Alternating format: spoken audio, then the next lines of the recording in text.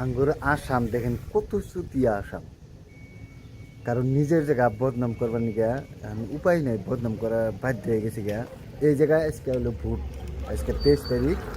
আজকে এই জায়গায় ভোট, তেমন তামিলনাড়ু ভোট আর কি। তো এই যে দেখেন ওনে ভোট হইতেছে, হ্যাঁ।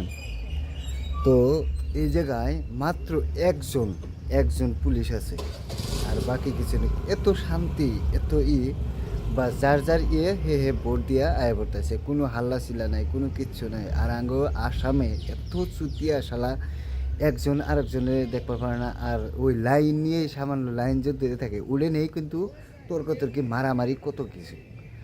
আর পুলিশেও হেগর নিয়ন্ত্রণ করবার পারে না।